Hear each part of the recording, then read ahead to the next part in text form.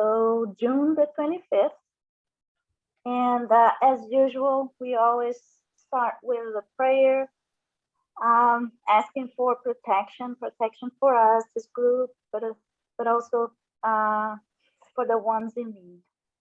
So as we get started, we invite our mentors, the higher spirits, the good spirits to be here with us today. Dear Jesus, may our study today and always be filled with peace, prosperity, and love.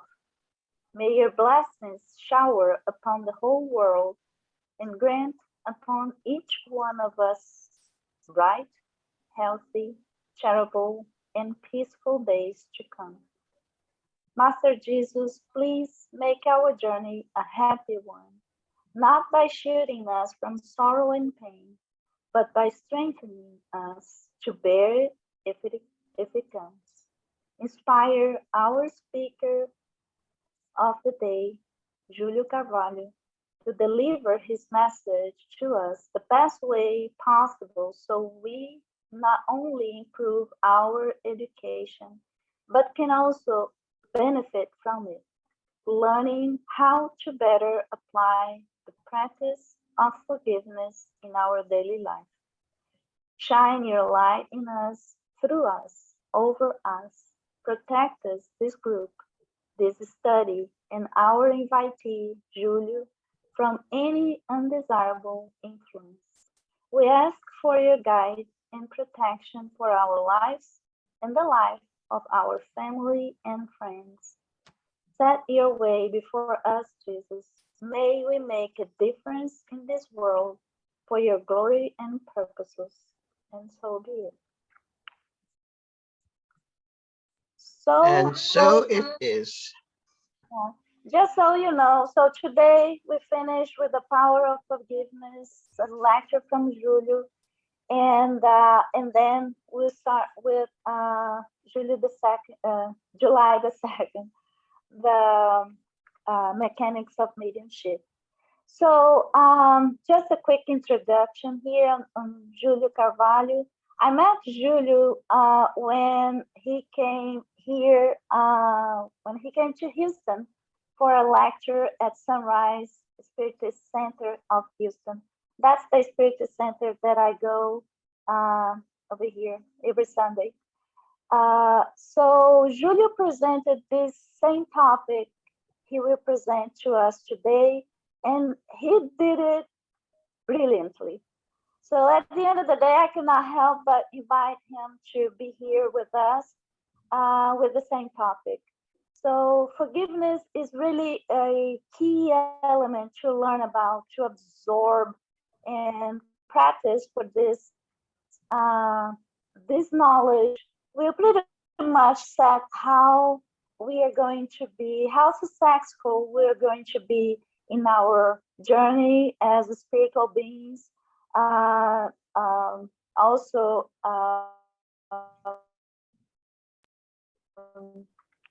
we'll set up our, and nobody better than Julio. He has a lot to teach us on this very topic, as he's a very experienced psychotherapist and amazing speaker. He knows the Spiritism for a long, long time now. He is very active and participating in promoting the Spiritism in USA.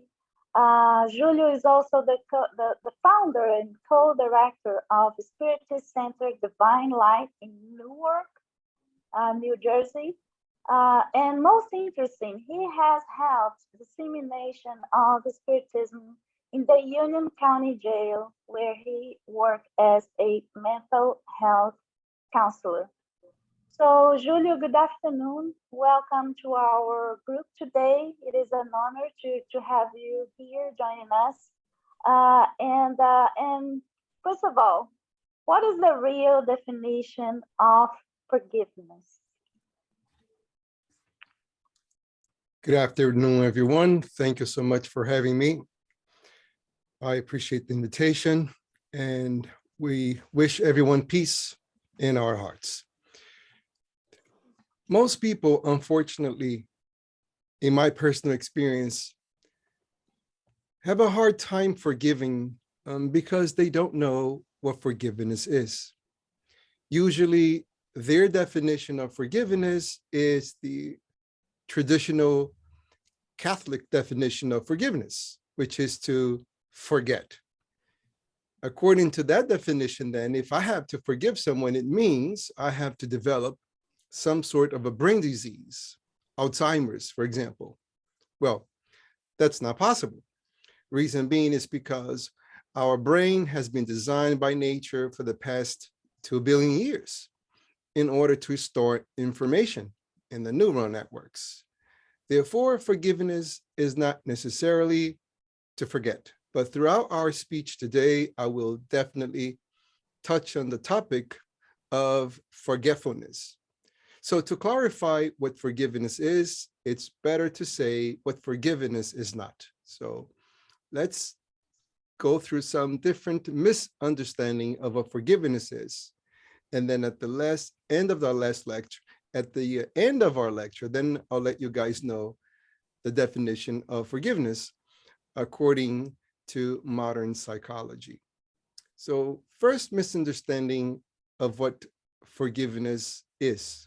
People believe that to forgive someone, it means that you have agreed with what they have done to you. That's misconception number one.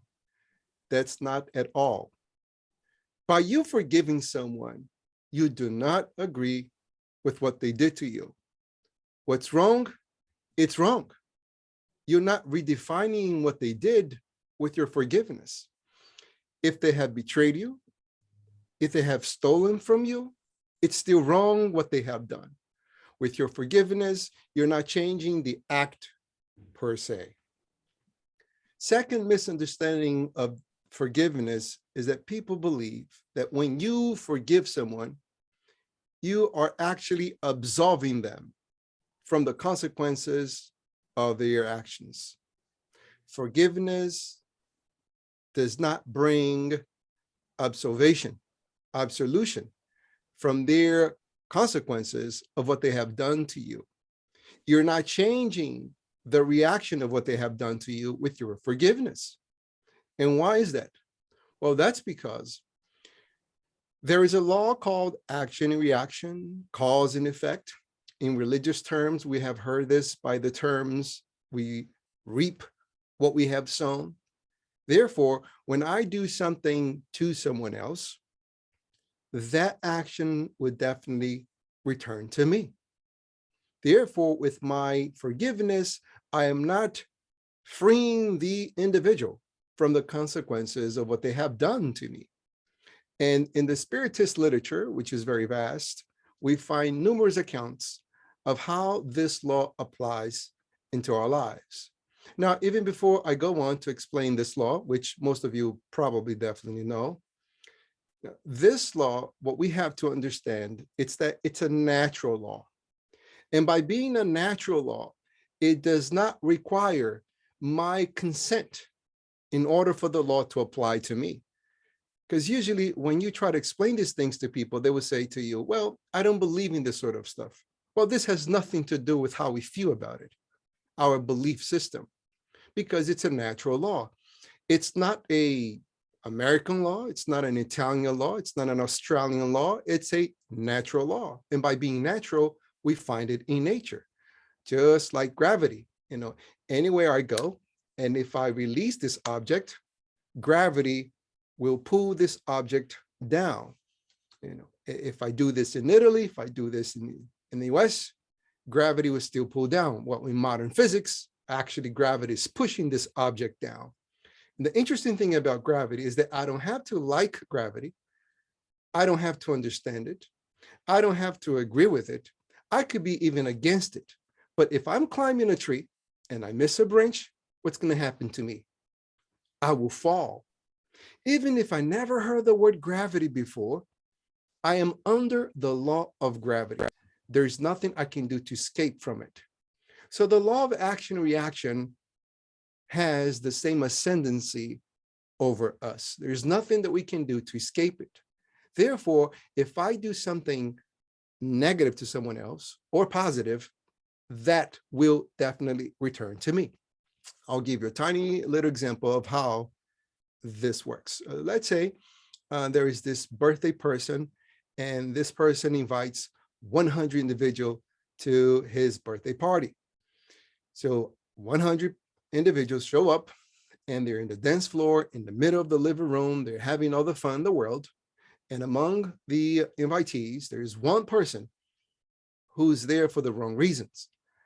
This person begins to walk around the house looking for something to steal. And he eventually finds $1,000. He puts the money in his pocket, goes back to the living room, dances with everyone else like nothing took place. 3 hours later, the party's over, everyone goes home, birthday person is really happy, begins to clean the house, and finds out that his $1,000 is gone. So now the first impulse is, let me call the police. I can't believe I have invited someone to my house, and this person had the audacity to steal from me. So meanwhile, when he's dialing 911, he thinks to himself, what's the point? There were 100 individuals at my party. The police will never find out who took my money. So he hangs up the phone. And he sits there thinking to himself, whoever did this either had to be desperate, crazy, or really doesn't like me, because I have invited this person to my home. But you know what? I'm really happy. I don't want to allow this incident to take the beauty out of my day. I'm really happy with my birthday. So whoever did this to me, I will forgive, because I want to stay happy. I do not want this incident to bring any misery into this happy day. So now the thief is reassured of two things. One, he's not going to go to jail. And why? Because the birthday person never called the police to begin with. Second reason is, it's because, he was forgiven. He found out through another invitee that the birthday person, someone robbed him, and he even forgave that individual. So the thief is not going to go to jail, and the thief was even forgiven of what he did. But the question is, with the birthday person's forgiveness, did that change what the thief did? Absolutely not. What the thief did was definitely wrong. He stole from that person. Sometimes I have even to go down to the basics. Most people would, from where I worked 5 years ago, like my good friend Anna said, I used to work in the jail system. I did it for 12 years. And sometimes I even had to explain that. What do you mean he did something wrong? The money was just laying there. So I have to go down and really explain the basics. If the action that we're trying to analyze, if it's right or wrong, if was done it to us, and if we find that it's wrong, then it's wrong. If I'm about to do, I would not actually accept it. If someone else did to me, then it's wrong. That's my way of measuring if what I'm about to do, it's right or wrong. If I don't appreciate done to me, that means what I'm about to do, it's wrong. So the thief stole $1,000, and then he never got caught. A month goes by, 6 months go by, time has not anything to do with this sort of matters. And then one day, the thief is driving his car, he loses control of the car, he hits the pole, causes his car some damage. He takes the car to get fixed. Guess how much it's going to cost him to repair their car? $1,000. When that moment comes, what's happening? Well, this is the law of action-reaction, cause and effect. He has taken something that did not belong to him, and now that flies away from his hand in some way or the other. In moments that people usually call bad luck. The thing is that the Spiritist literature explains to us that there is no such a thing as good luck or bad luck. Our future is constantly constructed with our own hands. We are the architects of our own lives. So this individual has created that moment with his own hands. So as a result, he will experience the negative cause of what he has done. In order then to forgive someone, we must consider that we are not at all absolving them from the consequences of what they have done. With your forgiveness, the individual will still have to face the consequences. You know, most people, we all have this sense of justice in us. So most people are unwilling to forgive because they say to themselves, what they have done to me, it's wrong. You know, there has to be justice. Obviously, there has to be justice. So therefore, when we understand that with our forgiveness, we're not changing the consequences of the action itself, they will have to pay for what they have done. That helps us to move on with our forgiveness, knowing that this person would have to face justice. Third reason that many people don't forgive, it's because they believe that forgiveness is actually forgetfulness. And like I said, if that would be the true definition of forgiveness, I have to develop a brain disease. That's not at all what forgiveness is. Our brain was designed to store information. So when something happens to us, it's right there. Even if we have an effort to forget what happened, you know, it's there, it's imprinted in our neuron network. But obviously, the next question will be, how can I do to forget something that bothers me? Because I do not want this memory to keep causing pain in me. If forgiveness is not forgetfulness, you know, what can I do then to forget something that bothers me? Because whenever that memory comes to my mind, it really shakes my core. It really disturbs me. What can I do about it? Well, with our patients, we have shown them a technique that has proven to be really useful. And I want to share that technique with you because this question actually begs the answer. How can I forget something that bothers me? Well, the technique is thought substitution. What is thought substitution? It's a mental exercise by which whenever the negative memory comes to our mind, we're going to immediately substitute for something positive. Now, in order for us to appreciate how hard that is, and also how beneficial it is for us to put that into practice, let's first talk about what memory does to us. Memory, it's something fantastic. It's so fantastic. It's so amazing that it actually makes who you are. I also worked with mentally ill patients and also working with people who are terminally ill in hospice. And I've dealt with many people with Alzheimer's. And usually they begin to forget their keys, then they forget their address, they forget where they parked their car, then they begin to forgetting people's names, and then they begin to forget their own name, and then they forget who they are. And once you forget who you are, then you cease to be who you are, because you are the collection. Não, vai lá. Então tá, beijo. Não.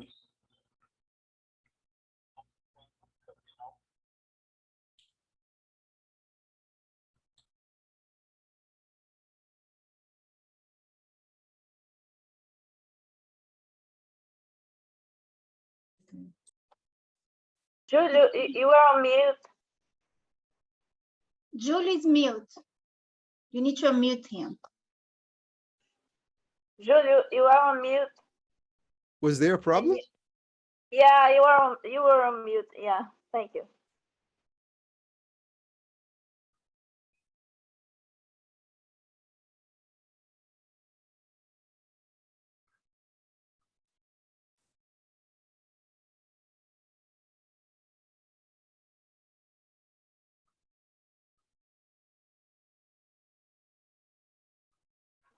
I think you're okay now. Are we good now? Okay. So, when I need to know, where did you guys actually First we forget our keys, then we forget Thank you. Then we forget our own names, we forget our relatives, and that becomes very problematic because we are the collection of our memories. That's what makes who you are. So working at that job, it helped me appreciate so much what memory is. And neuroscientists are always trying to figure out how memory works and the power of memory over us. And they did this experiment, which it's amazing for us to appreciate the power of memory. This is what they did. They called someone and they asked this individual to look at a chair. So they put an electrical, a scalp, in their scalp, a hat full of electrodes connected to a computer in order for them to measure their brain waves. This is called an electroencephalogram. And they did experiment number one. And what was experiment number one? Just look at the chair and nothing else. Don't think of anything else, just observe the chair. And while the subject was doing this, a particular wave showed in the computer screen. After that, they did experiment number two. Experiment number two was close your eyes, let's remove the chair, and now just think about the chair. So this individual just stood there with his eyes closed, just thinking about the chair. And as they did this, the neuroscientists thought either a smaller wave or a bigger wave will come in the computer screen because this was a different experiment. But for their surprise, the same kind of wave came on the computer screen, which for them was evidence that your mind can't distinguish what is seen from what is thinking.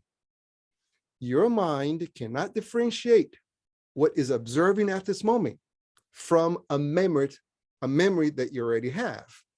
And what that has to do with forgiveness? Well, everything. Because when you think of something to your brain, it is as if you are reliving it. So for example, let's say back in the year 2012, June 25th, someone came to me.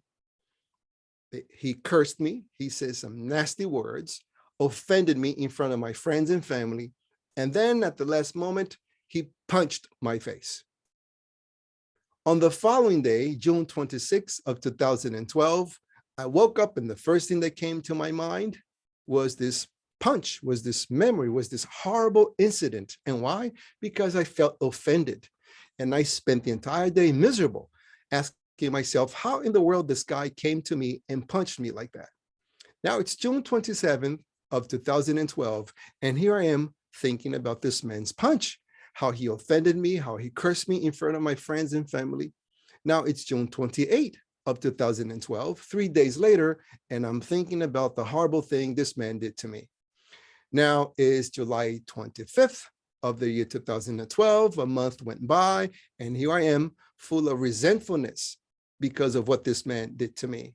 And now it's June 25th of the year 2013. A year has passed by, and I still hold on to so much grudge.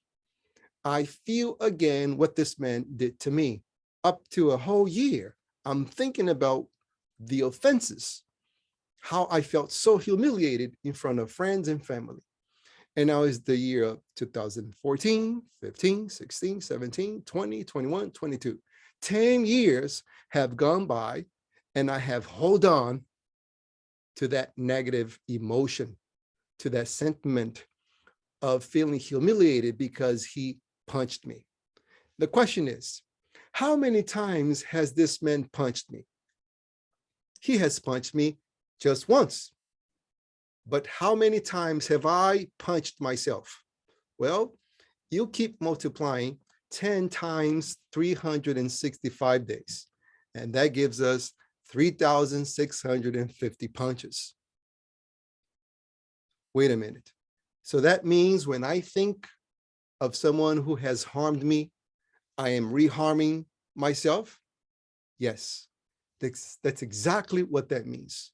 Whenever you remember something negative that a person has done to you, you are doing it to yourself.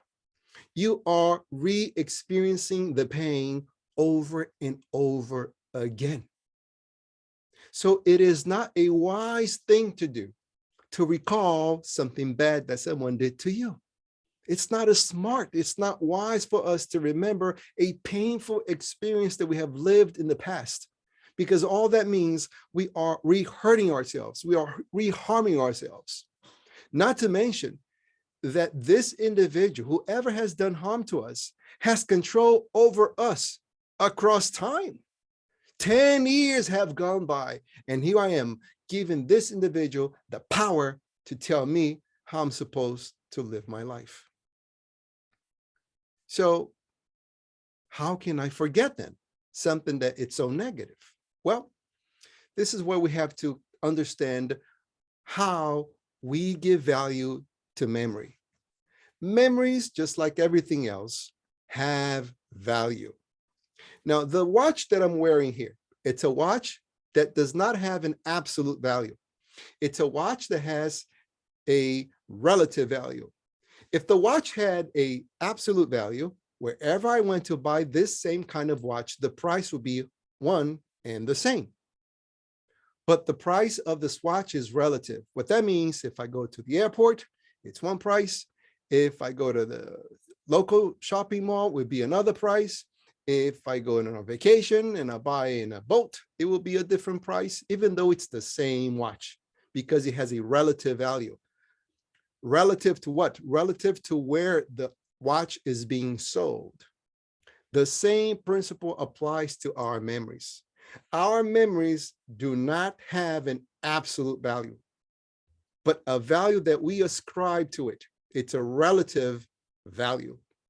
And unfortunately, in my personal experience as a psychotherapist, most people give so much value to the hurtful memories, to the painful memories, and not the good memories. And they don't realize this, that this at times is done arbitrarily. Take, for example, the story of the birthday person. 100 individuals showed up. 100. Let's say that 99 came to the door, pressed the bell, the birthday person opened the door, and that person said, "Happy birthday. Here's your gift. Thank you so much for inviting me to this party." At the end of the party, this person came up again and said, "You know what? What an awesome party. The DJ, wow, I danced the whole night and the food was great. Thank you so much." 99 individuals said that to the birthday person. One individual out of the 100 came to the birthday person and said, "What a waste of my time. Why did you invite me to begin with? I rather had stayed home. You know, where did you buy this food from? It was horrible. And this DJ, is he stuck like in the 1940s? Because the music was so lame." And then he leaves. On the following day, who will the birthday person remember? Obviously, that single individual. And the question is, how in the world the opinion of one person is stronger than the opinion of 99 individuals? And that happens all the time in our personal lives. We have wonderful people that do things to us. We have people that we have never seen that do wonderful things to us. We arbitrarily forget all these people, but we keep in our mind very vivid, very alive, the opinion of that person. Why do we do this to ourselves? It's unbelievable. I was once doing this same lecture in a university in a room full of neuroscientists. And one person asked me, we do this for defense mechanism reasons. The reason being is because we have to remember what's negative in order not to allow to happen again. In the evolutionary process, we have learned to memorize, to recall what's negative, so we prevent ourselves from re-hurting ourselves. For example, when we're being chased by animals.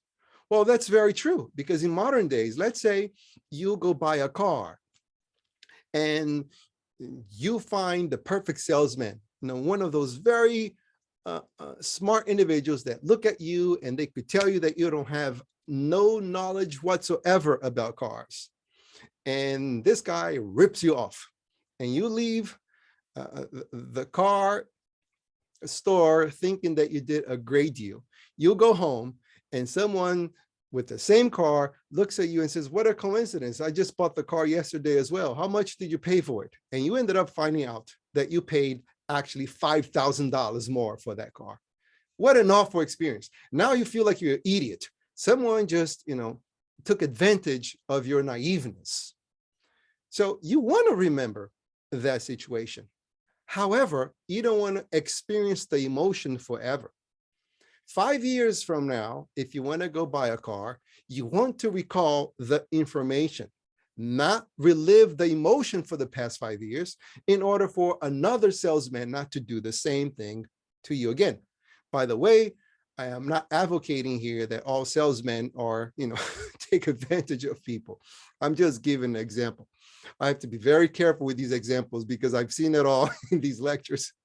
And they'll put me in the corner afterwards. And look, now I'm not going to be able to sell any cars anymore after what you said. So we want to keep the information, but not the emotion of the information. In other words, memories have values. And unfortunately, in my personal experience, people value more the negative stuff they have done to them instead of the positive. And as a result, they keep reliving the pain over and over again. So what that means that the perpetrator, whoever have done them harm, still harming them with their own consent. So how can I forget something that happened to me?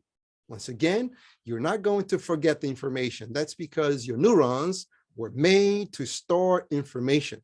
But you can definitely take away the value of that negative memory, the value of that painful memory, in order not to bother you. And how do you do this? Well, you do this by thought substitution. And what is thought substitution? Whenever the painful memory comes to mind, immediately think of something positive. Think of a moment that you lived, that you experienced that brought you so much pleasure. Maybe you went to a vacation, a friend who is very special to you gave you a unique gift, a moment that we all have that unfortunately they go fast and fleeting because we don't value them. Think something good that happened to you. Let's say you always wanted to go on one of these big boats. You wanted to go on a cruise and you finally did. You did a cruise with your family and that day was so much fun. So if I am sitting down watching TV and suddenly I see in a movie a fight, and in that fight there are many people getting punched, and suddenly, this is how memory works, something triggers me to remember of my own experience. I recall the man punching my face. What am I going to do? Immediately, I'm going to think of the day I was in a cruise. Now, when we think of the details of anything that happens to us, we are solidifying the connection of our memories. When I sit there and I recollect the painful experience, let's say the man came to me, he was wearing blue, he said these words, the temperature was 65 degrees, all these individuals were there. When I sit there and I actually recollect all the details of the memories I experienced, I'm re-strengthening, I'm making stronger the neuron connections, the network of that particular memory. That's what I'm doing when I recall the details of the memory.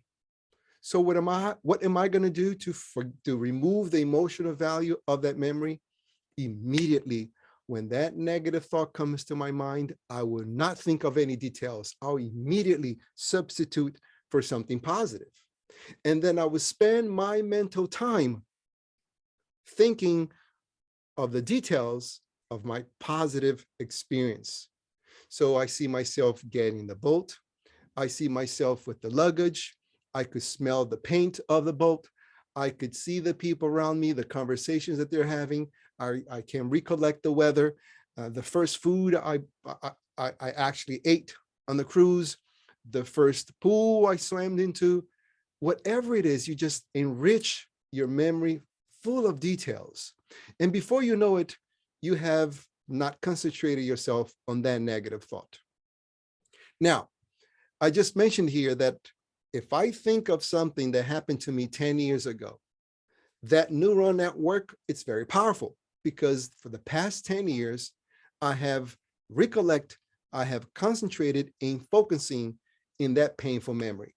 So if I practice thought substitution just one time, do you think it's going to work? Obviously not. If I practice 2 times, is it going to work? Obviously not. If I practice for a week, it's not going to work.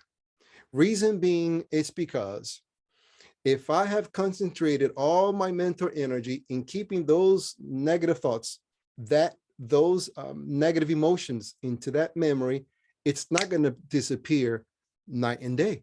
People would say, I don't believe in this stuff because I have practiced thought substitution and I don't feel any better. Well, that's because it takes time. Because the longer I have kept the resentfulness against someone, it will take considerable amount of time too, in order for me to release myself from the addiction of experiencing those emotions. Because people who are not versed in these kind of topics, they believe that you only get addicted to, material things, but we also get addicted to emotions. And some people, they get addicted to resentfulness. Some people get addicted to hatred. They get addicted to animosity. It's just unbelievable. Even if they have no reason, they will still experience those emotions just because they're addicted to it. Be very careful with people like that around your life, because for any reason that you don't even give them, they could be against you. It's nothing about you. It's the emotions they're addicted to. So thought substitution takes time in order for us to begin to see the effects of this mental exercise. If some of you believe that it's hard to be in shape, to go to the gym, eat right in order to have a healthy body, to practice thought substitution, it's even harder, just for the fact that we are addicted to these emotions. But once we realize that I am reharming myself by thinking of these negative things that happened to me, I'm reliving the pain. And not only I am reliving the pain, but I'm keeping the pain very strong. Once I realize that, this has nothing to do about the other individual. It's about me stopping with the pain in me. And then I'll begin practicing thought substitution. I cannot allow this memory to hang over my head for all these years. And then we begin the exercise. Whenever the negative memory comes up, immediately I think of something positive. Whenever this negative memory comes up, boom, immediately I think of something positive. And I'm thinking of the details of the positive memory. And what's going to happen? Well, maybe 3 months from now, you will remember that painful experience, but you will also realize that it doesn't bother you as the way it used to. 6 months after you keep practicing thought substitution, you realize that negative memory comes up to your mind, but then again, it bothers you still, but not as much. A year goes by and it bothers you even less. 2 years go by and it bothers you even less. You will get to the point in which you might even see the person who has harmed you, but that memory has no emotional value whatsoever. It doesn't bother you at all. You have freed yourself from the painful memory, from the painful emotion of that negative memory. That's what you have done. There is no Prozac. There is no psychiatrist. There is nothing that can do this for us except ourselves with this, I'll call it the mental treadmill. It's very difficult just because it's the beginning and we never did it before. But like anything else in life, with practice, it becomes more manageable until you get addicted to the good stuff, because you realized that it's up to you to value the good things that happens to you, and negative things, they bring experiences, they bring you teaching, but we should not conserve the painful emotions they bring to us for many reasons. Not only we are harming ourselves, but in my personal professional experience, I have dealt, for example, with people who have been betrayed. The wife left the guy, or the guy left the wife, and now they're single. They're so full of resentfulness. They're so full of hatred for what happened. And as a result of the pain they feel, but not just the pain of being left, but the pain of being betrayed, they hate the other person so much that they create this aura of negativity around them, an aura that is repulsive in nature. And I've seen it, that even when they have the opportunity of having someone come into their lives, the repulsiveness from the hatred, it's so strong that they push people away. It's very common, actually, this experience, people who have been hurt so much because they have been rejected, that they actually reject others before they get rejected. It's like the pain of being alone, it's actually less than the pain of being rejected. And as a result, they reject people first before they get to be rejected. So it's never a wise thing to remember something painful that has happened to us. And if we do, what are we going to do now? Thought substitution.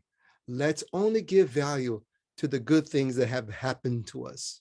The things that we label as being negative, they're there for our experience, they're there for our knowledge, for our growth, but they should not be there to us relive these painful emotions over and over and over again. So this is one of the most critical parts of this lecture, the knowledge of thought substitution. So let me make it very clear. You're not forgetting anything. You are removing the emotional value of that painful experience. And you're going to give emotional value to a positive experience that you had. And as a result, over time, the negative experience will lose its value, and you will no longer be bothered by the memory of what that person did to you. The fourth reason why people don't forgive, the misconception of forgiveness, is that they believe that forgiveness is for the other individual. It's something that I'm doing to you. That's another big misconception. My friends, if you forgive a thief, you know what that thief will do? Will continue to steal from other people. That's what thieves do. They steal. If you forgive a betrayer, the betrayer will continue to betray other people because that's what they do. With your forgiveness, you're not changing the perpetrator. You're changing you. You're giving quality of life to you. The other person will continue on their path, but with your forgiveness, you're giving quality to your life. So then, if forgiveness is not to condone the behavior, we're not applauding anyone for what they have done. If forgiveness, it's not to absolve. If forgiveness is not to forget. If forgiveness is not for the other person, then what is forgiveness? Forgiveness is to set ourselves free from the prison of hatred. With your forgiveness, you are releasing yourself from that painful moment, which has probably made you stay stuck in that moment, in space and in time sometimes. When I recall something hurtful that has happened to me, that person has control of me. Where is the individual who has caused you pain at this moment? Maybe that individual is in a cruise. They're right there eating one of those buffets, never-ending food. They're swimming, taking pictures. This person is not even thinking of your existence. And what are we doing to ourselves? Here we are, recollecting everything they have done to us. So who's in control of my life? Is it me or the other person. It's the other person. And if the other person did this to me, why in the world I want to give that person the power over my life? It makes no sense. I will forgive someone when I understand that forgiveness is for me. Another thing to consider is that whoever did harm to us, another fact of life is only unhappy people likes to make other people unhappy. Only disturbed people like to make other people to feel disturbed. Only miserable people loves to make other people miserable.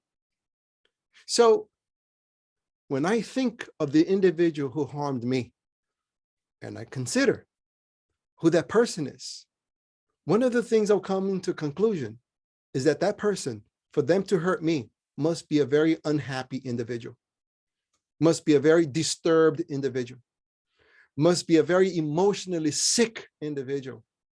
And why in the world am I give that person the power over my life? It makes no sense. But unfortunately, in my personal professional experience, that's what we see people doing. We give them so much power over our lives. Now, during the COVID-19 pandemic, one of the things that struck me as a surprise is how quickly people feel fear and how they easily are controlled by what they see. So I saw people with triple masks and gloves and alcohol and rubbing themselves all over because they do not want to get contaminated. But when it comes to emotional disturbance, it's amazing how easily people allow themselves to be contaminated by others. Think for a moment, you walk into a store and the person in front of you, they don't hold the door open. Here you are. The individual gets all offended. It's like their days are ruined, and someone calls them, how's everything? They will say, well, it's one of those days. And that's how they begin ruining everything. What do you mean one of those days? Just because this person didn't hold the door open for you? Or you met someone at the shopping mall and you said, good afternoon, you said hello, and they never replied to you. And then we feel all offended by that. What are the chances they never heard you? What are the chances they're deaf? What are the chances that they don't want to say hello and that has nothing to do with us? We respect who they are, but we impose on ourselves the obligation to maintain our serenity despite the craziness around us. So the other individual is a miserable individual, unhappy individual, and I will not allow their sickness to contaminate me. I will try to understand, have compassion, which means I don't agree with what you did. I just am not against you, because I should have pity upon what you have done, but I would not allow your disturbance to disturb me. And as a result, I will go on with my life, allowing myself to experience happiness again, which is another beautiful definition of forgiveness. We are giving ourselves the chance of re-experiencing happiness again, because those who hold to grudges, they do not experience happiness. They allow the negative emotions to control them, even if the person is out of sight. They allow resentfulness to be the predominant emotion they experience on a daily basis. What is resentfulness? Here you have, the word itself explains what it is. The prefix re means to do something over. To sent is to feel. So I am re-feeling the emotion over and over again. It's not a wise thing to do. So I believe we have 90 minutes in order for us to conclude. And let me finish with the story that is personal to me. I once read a biography of someone who we respect very much in the Spiritist movement. His name is Francisco Xavier. And I read his autobiography. And one day in his autobiography, he says that he came to learn that even animals, even dogs, even cats, even birds can teach you something special. And at the time, I thought he was exaggerating.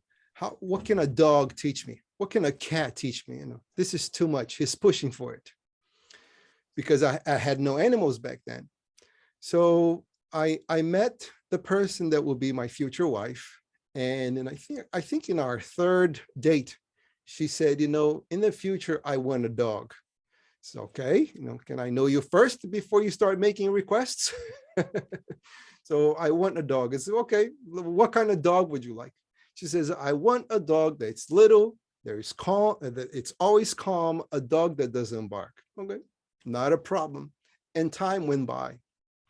We got married. We were going to school. We were very active in our Spiritist Center. And also we were working. So we had time for nothing. And we lived in a very tiny apartment. And it was her birthday. We're so busy. I went out with my friend to purchase her a gift. She was at school. And while I was driving, I think to myself, I remember she asked me for this dog. And such a beautiful person. I think she deserves the dog. But how in the world are we going to treat this dog? We're going to be bad parents for this dog because we don't have the time for the dog. But then I kept thinking of her and how much she loves dog. And I told my friend, he says, you know what? That's a good idea. Why not surprise her? So I went to a store and I found a dog exactly that matched her request. Small, calm, not barking. I took the dog back to our little apartment. And this apartment had just this little office, the bathroom, and our bedroom door. So all the doors were closed. I put the dog in our bedroom. And we sat in this tiny little kitchen waiting for my wife to show up. So when my wife comes from the school and she opens the door, all the other doors are closed. So she thought to herself, oh my God, there's a surprise for me. But we all kept quiet. Nothing happened. And my friend began to laugh. When he began to laugh, his laugh woke up the dog. The dog began to bark. And when that dog began to bark, my wife began to shake and she almost couldn't walk to our bedroom. So when she opened the door and she found that dog disguised as a teddy bear, because that's how cute he was, he grabbed that little dog. She pressed the dog against her chest and she began to cry. And tears were pouring out of her eye. And the first thing that came to my mind was our wedding date. She did not have a quarter of the emotion she was having with that dog. It's just unbelievable. all that joy the dog brought to her. She kept crying and crying. And she looked at me and she says, do you know what kind of dog you bought? And I said to myself, of course, I'm very arrogant. I know it all. Of course, I know the dog I bought for you. She says, you bought exactly the opposite of the dog I asked you. She says, what do you mean? It's a tiny little dog. Look, he's quiet.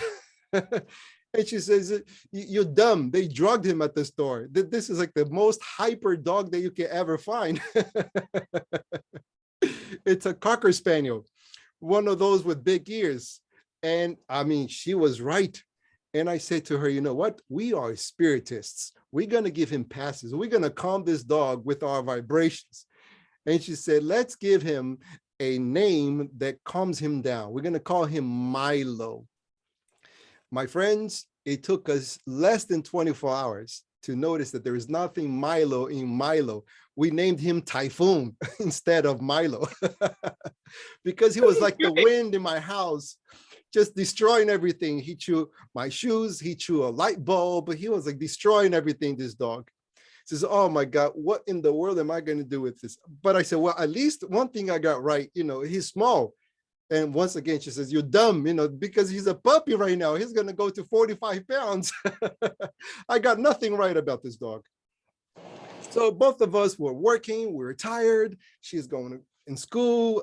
We have all this stuff to do. So when we came home, this dog was sleeping like for 16 hours. He was fully rested. So when we got home, He wanted to play. So here we are, we're trying to sleep and he's jumping all over us.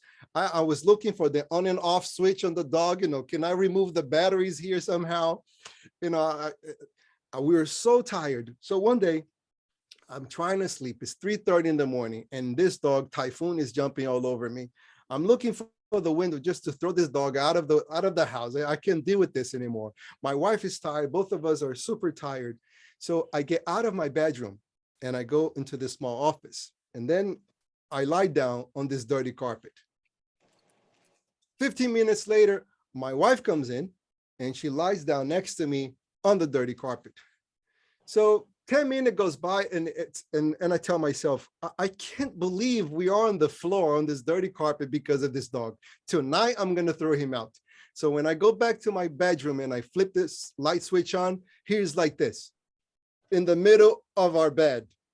And he looked at me with his eyes. He was telling me, go ahead, you can sleep in my bed. I allow you to come back here. It's a horrible dog. But, one day I was working and we had this thing. Whenever he was too much, we put him in a cage. So he's barking, he's asking for my attention. He's doing everything he can to get to my attention. I just keep telling him, Milo, Typhoon, get out of here. Please leave me alone. So then he goes into the living room. He finds the laptop cable. He chews the laptop cable. He brings to me, he shows to me. And then he dropped it. And then the next thing that he does, which was amazing, he went to the cage by himself. Like the message was, I don't care what you do to me. I want your attention. And here I am in the cage. So if you guys know and you have dogs, they have a way to make you love them.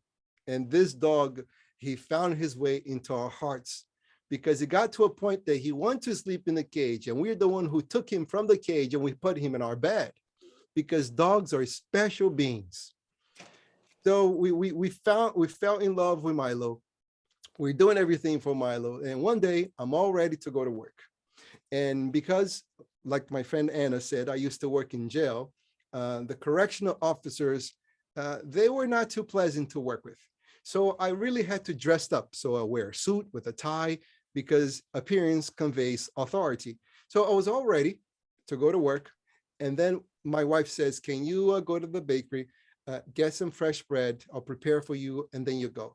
So when I opened the door, Typhoon escaped. Milo escaped to the street.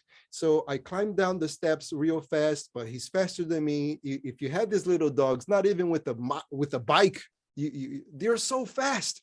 So he's crossing the street, the cars are coming, they're beeping the horn, and I'm after Milo, and I'm thinking to myself, now if a car runs over him, I'm going to throw myself under the car, because I'm so attached to this dog now.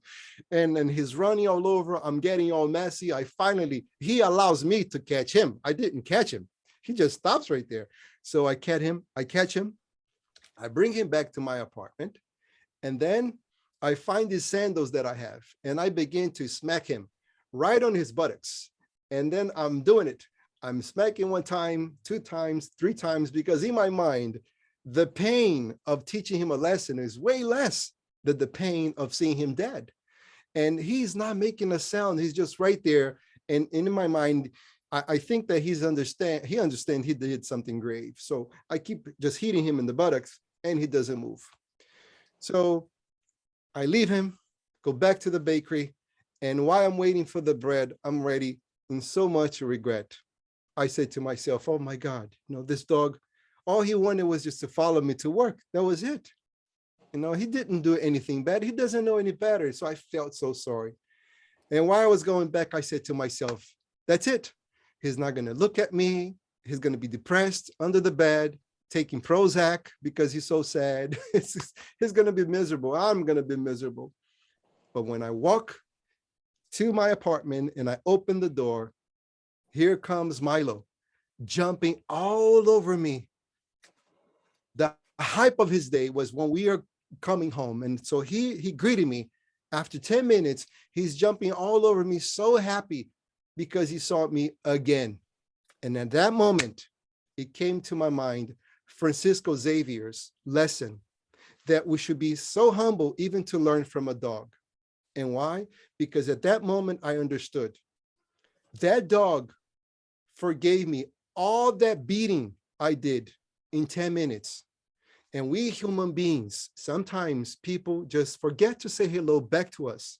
And we go on for days, weeks, years without talking back to that person again.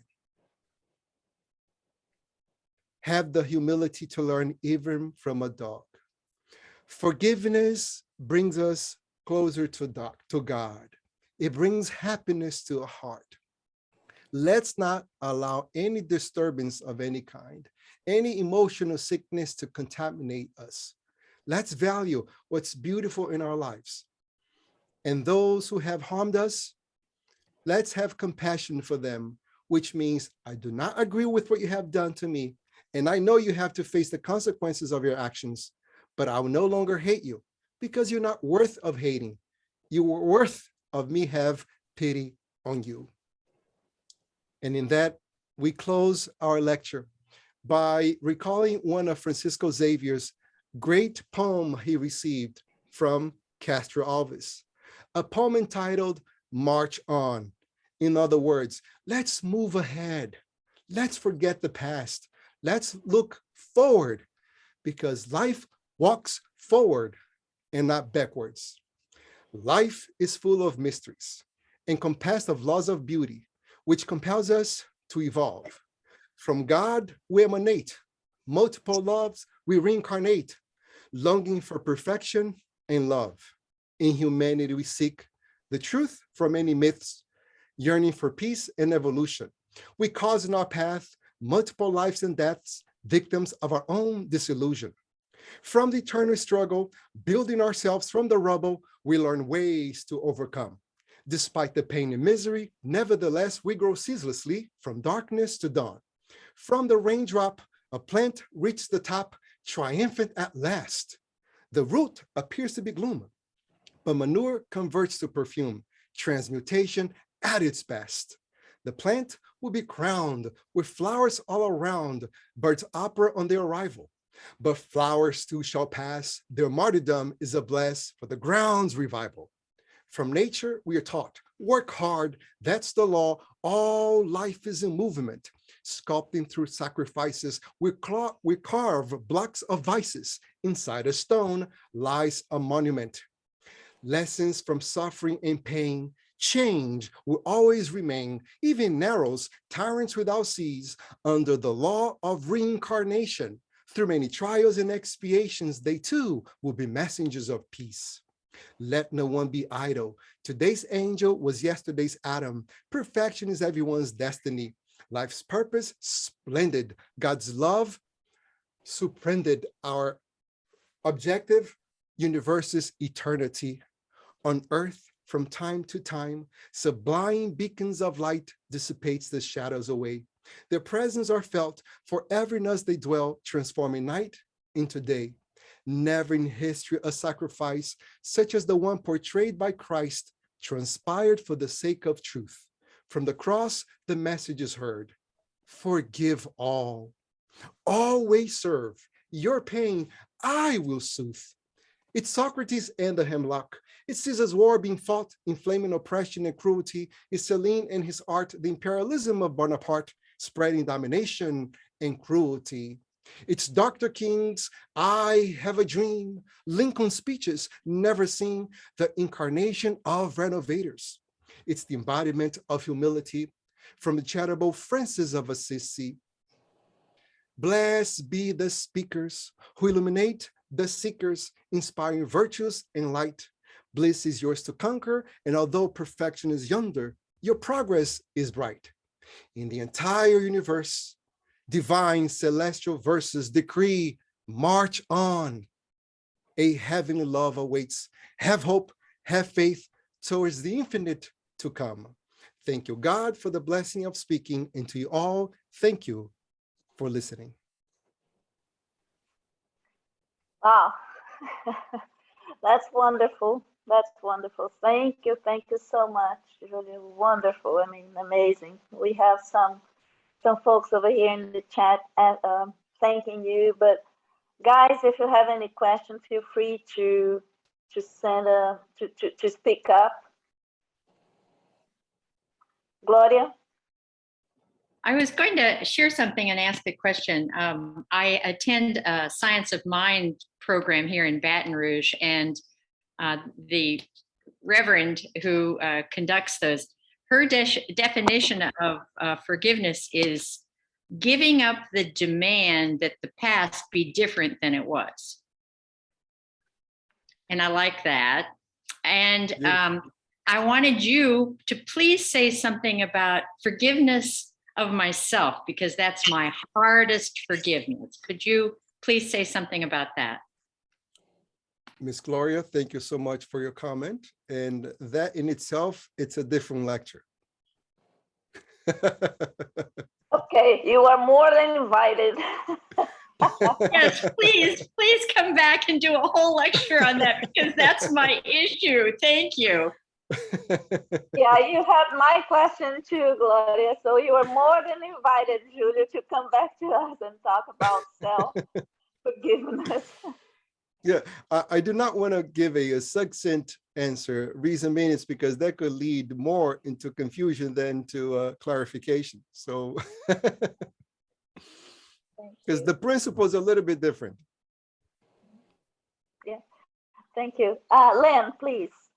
As I think about this concept of forgiveness, I started to make notes, and it's a whole interrelationship of many human emotions, in that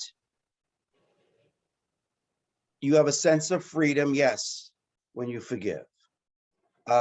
Also, the sense of love, in that the courage to take the vulnerability, the leap of love when you forgive. There's then, as far as asking for forgiveness, accepting forgiveness, there's pride that comes into it many times, to swallow one's pride. I think a lot of times courage is important too, of the heart, and that is to allow yourself to forgive, to allow someone else the whole forward and backward of the interrelationship. But I think a hard thing for people is this, is you have to really evaluate yourself, look at yourself in the mirror, really the raw you, the total you, and be honest with yourself. I think a lot of people, if honesty of the heart, they're not as much. It's hard for people to look at your true self, your real you, in the mirror. And then what I do when I evaluate myself, I laugh at myself. And I think people have a really difficult time doing that. They become their own worst enemy in this whole interrelationship of all these emotions I just described. What's your thoughts on that? It's part of the forgiving myself lecture, what you just said, because it's in reference to ourselves. And the examples I have, they're a little bit of extreme. For example, you said, sometimes we have all this pride and it's so hard for us to ask for forgiveness. So in the jail system, I had many individuals who were there because they were drinking and driving, killed someone with their cars, or sometimes they just caused an accident, but they were in jail. And the thing is, their wives were tired of them saying, please forgive me, because they heard that for the past 25 years. Their words don't mean anything to their wives. So what was the strategy? The strategy was, now that you're here, you are receiving the full-blown pain of the consequences of your misbehavior. This jail here, now it's a hospital for you. And I'm glad that you're here because you didn't kill someone. You just crushed your car. You lost your license. That is going to give you time to put everything into perspective. And one of that is how you have asked for forgiveness, because your forgiveness was only for that moment. 24 hours passed by, and then here you are again drinking, just to drive your wife crazy. So your wife does not want to hear any words. She does not want to hear you love her, that she's pretty, and that you're going to be a change man. She's tired of that Are you telling me that this is very painful? I believe you because I see your pain. However, let's convert that pain into action. Truly transform yourself. What's the plan? How many books you're going to read while you're here? All about changing yourself, all about quitting alcohol. Because right now you're not drinking just because it's not available to you. So physically, you might be free about it, but what about psychologically? So let's work on that. And when she comes to visit you, she will know, because she knows you so much that she will know that if you're for real or not. That's what we can do here. Put into action and no longer please. One of the things that irritates her the most is when you said, forgive me. Mhm. Thank you. Thank you, Julio. Luis, please, Olivia. Well, thank you very much. First and foremost, nice to meet you, Julio, right? I didn't know about you, and it's very amazing. Your ideas were very well connected, so much so that I think I could reproduce what you've said, word by word somehow, because it was very well pedagogically prepared. So thank you so much for this amazing lecture about forgiveness, right? And one point I'd like to point out here is, in my experience, at least last 40 years in the mediumistic circles, more often than not, those who were harmed were in worse position, in worse situation in the spiritual realms than those who had suffered the harm, right? Because of this holding a grudge thing, you understand? So this is very often, wasn't it, Olivia? Yeah. The spirit that had made the others suffer was in a better position in the spirit realms because he fought he pursued his betterment. He went forward, taking steps forward in his evolution. And the person who had held the grudge was there in lower spiritual realms because of this, right? So this is something very serious, and it's that's why even Jesus Christ gave such an importance to the idea of forgiveness to free the spirit from these difficulties, right? So thank you very much, Julio. It was very nice and a great pleasure to hear from you in your lecture. Thank you, Louis, for your kind words. I appreciate them. They're definitely a source of stimulus in order for us to continue. I don't know if everyone here is involved with mediumistic meetings, but basically, in a nutshell, a mediumistic meeting is a meeting in which a spirit who is on the other side of life come to explain why he is the source of an obsession. Why is it that he's causing mental disturbance on someone who is incarnated, someone who is in the flesh? And what Louis was trying to convey is that the person that we see in the physical flesh usually inspires us so much compassion. And why? Because we see them suffering. But then once we come to listen to the spirit, we realize that the spirit is in greater pain because of what this person who is incarnated before our eyes have done to them in a past existence. So when we listen to the spirit, we realize, oh my God, the spirit has all the reasons to hate this person. I'll give you one tiny example that I have heard in one of our own mediumistic meetings. There was this lady and that was coming to our Spiritist Center, and she had all these sorts of mental disturbances. Her life was going so miserable for herself, and she asked us for help. And help here is we listen to them, we invite them to our lectures, we invite them to the studies, but we do not invite them to our mediumistic meetings. Our mediumistic meetings are meetings that have been prepared, and those who will participate are individuals who have studied for a long time. It's not to bring someone to our mediumistic meetings. So in one of our sessions, after this lady was participating in our center for a while, the spirit who was bothering her came to one of our meetings and explained what happened in a previous existence, which we did not tell the lady. We kept it to ourselves just to understand what was going on here. So in a previous existence, the spirit told us that she was married with 3 kids, and she used to live in a town in Italy, in a poor town, but she had a roof over her house. She had a husband who provided for the family. So one day came this beggar on the street, And she felt so sorry for the beggar because the beggar had no place to live. It was raining. And so she invited the beggar to come in and sleep overnight. And one night became 2 nights, 2 nights became 3 nights, 3 nights became a week, and so forth. And before she knew what was going on, the beggar actually stole her husband from her. And what did her husband did? Her husband kicked her and the kids from the house just because the beggar, after she washed herself, put some clothes, she was a beautiful woman. So the husband kicked the wife and the kids out of the house. And so she went to starve, have a miserable life because of what this beggar did to her. So then when she found herself in the spiritual plane, do you think she had love for her husband and for this woman who stole her husband? Absolutely not. What she had was hatred.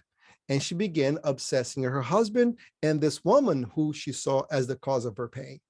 So the woman eventually with the husband, they passed away, they reincarnated, and the hatred continued. And so she explained that to us. So obviously we felt very sorry for what happened for the spirit. As Louise explained, the spirit at times suffer much more than the person that we see before our eyes, the lady that was attending our Spiritist Center. So in those occasions, I'm going to be very brief here. You shouldn't say to that person, oh, forgive, please forgive. Forgiveness is good for you. I gave you a lecture because I only have 1 hour. But if I have anyone coming to talk to me about any painful experience they have gone through, I'm not going to tell them to forgive, the 5 minutes I'm with them. I'm giving them time to explain and regurgitate their pain, to go through a process of catharsis. And after they go through all that process, that might take days for a spirit or for a incarnated person. That's when we begin talking about, what is forgiveness and how this can help you. It doesn't change the other person, but it changes you. With the spirit per se, what we explain to them is that with their hatred, they have not improved themselves. Their condition is even worse. We tell to the spirit, this lady who you see right now, who you're causing the pain through the obsession, that lady is actually making amends for the mistake.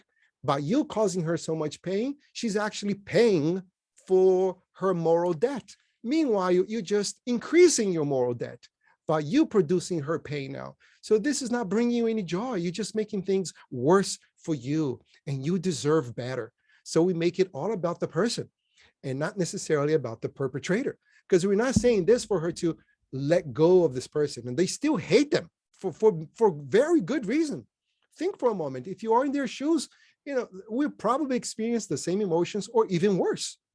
So what are we going to do? We're going to sympathize with the individual, explaining to them that, oh my God, if I was in your shoes, I'll probably feel the same way. However, what are the alternative for you to continue feeling this? You're going just to be more miserable. Misery will not disappear. It will only intensify. But the alternative is this thing called forgiveness. And let's talk about what that is. And that's the entire lecture I presented to you here in a resume format. So you are sympathizing, you let them know, and then you present the alternative. Thank you, Louis, for your comment and your stimulus, your kind words. Thank you, Julio. Wonderful. Annie, I guess it's the last question. If you have more moment for one last question. I'm okay here. I am. Oh, thank you. Annie, please go ahead. Okay, I'll try and be quick. Hi, your presentation was awesome, and it really spoke to me. I was making sure I was going to be here today. I really wanted to hear what you had to say. I've had a couple of instances in my life that were years ago, and we're exactly as you said, still rolling in my head, reliving it over and over and over. So I am going to put into practice everything that you've said. My question is, I think this is going to help me tremendously to get over the pain that I feel that was caused. But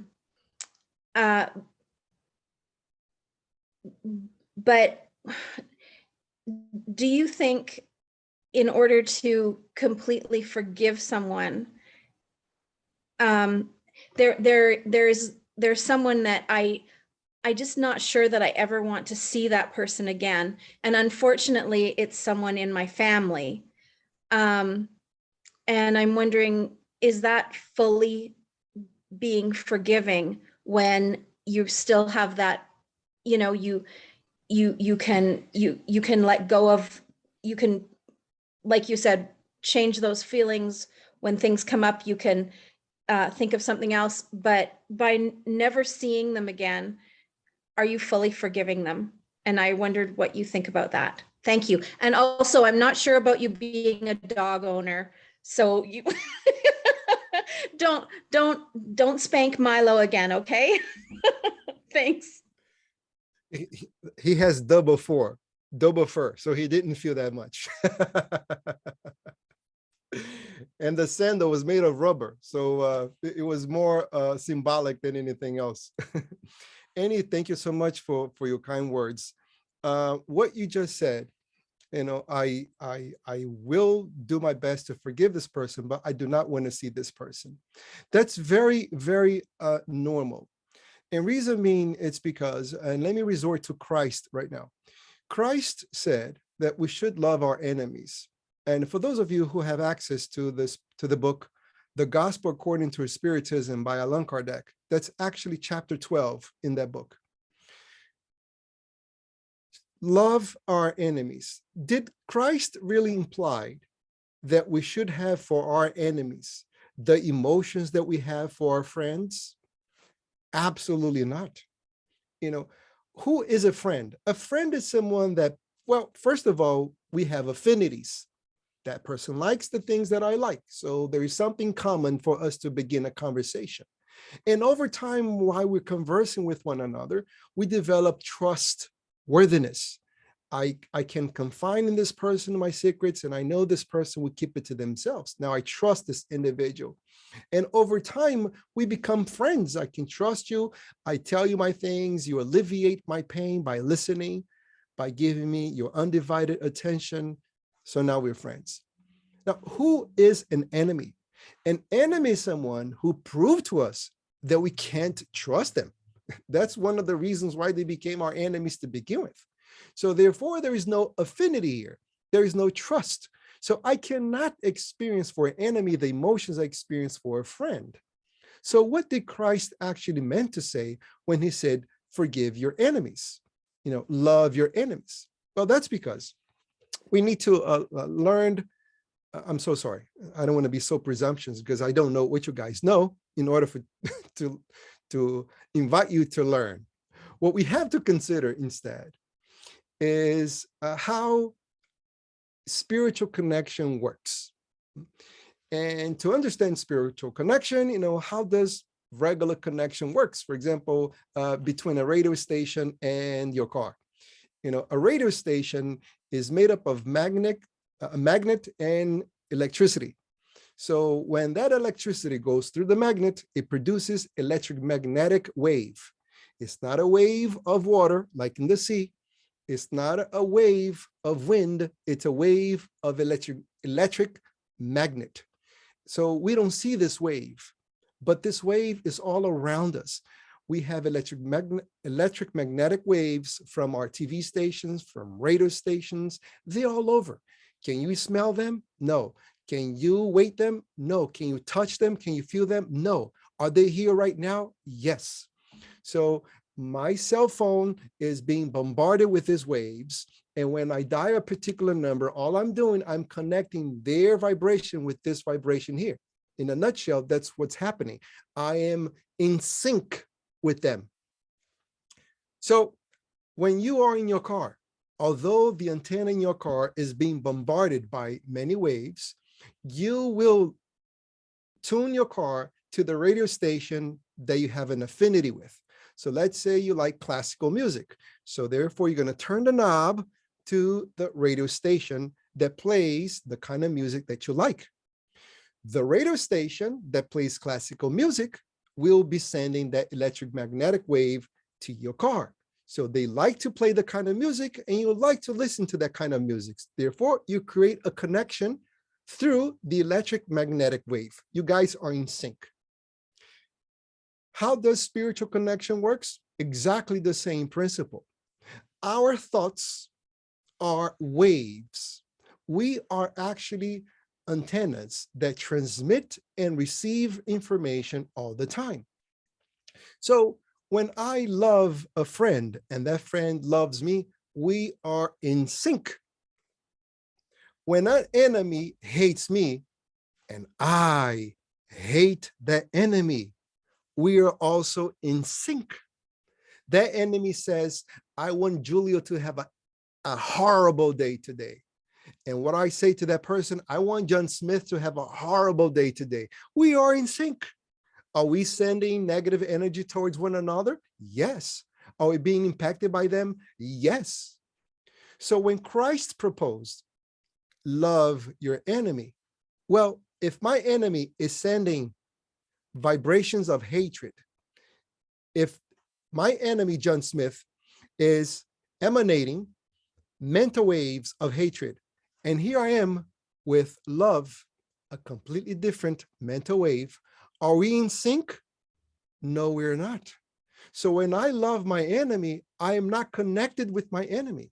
I am creating a natural shield around myself from the mental bullets that come from my enemy. That's what I'm doing here. I'm not changing my enemy. I am protecting me. So if there is someone in your family that has caused you great pain, yes, you do not want to see that person for a while. It will be unhealthy because both of you probably are not prepared for this. You know, to love my enemy is not after my enemy stabbed me in the back. I'll look at my enemy. I said, I love you with all my heart, and let's have dinner with me tomorrow. I'm going to cook for you at my house. That would be sheer hypocrisy because I don't like this guy. This guy doesn't like me. However, I want to put my emotions into perspective. You know, I don't want to see them again. And why do I don't want to see them again? Because they bother me so much. Well, if they bother me so much, so maybe it's because I'm still allowing them to control me.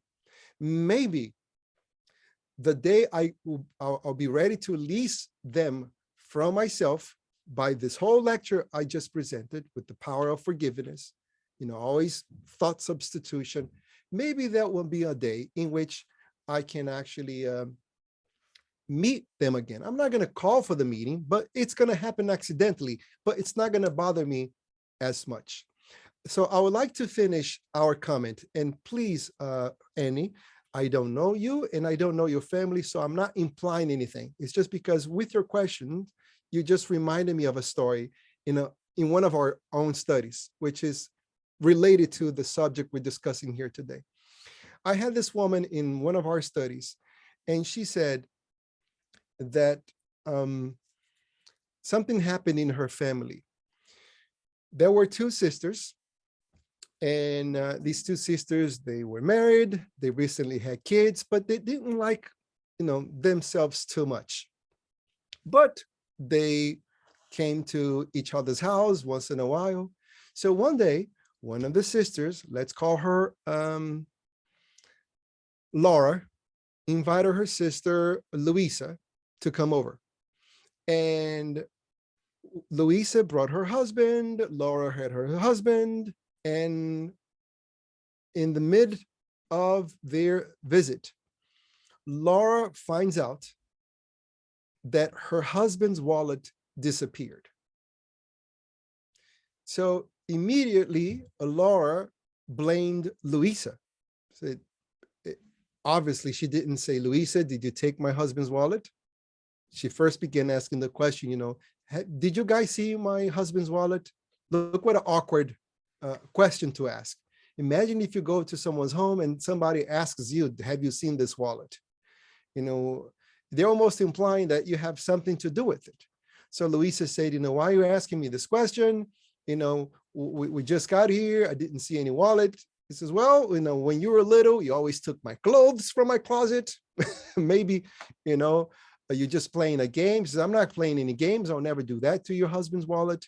And they began this verbal fight, and they departed. And they didn't see each other for 13 years. One day, Laura needed her sofa to be reupholstered. It's the thing they do with antique furniture. So she called the technician. Technician came by. This guy came with all the leather, antique leather.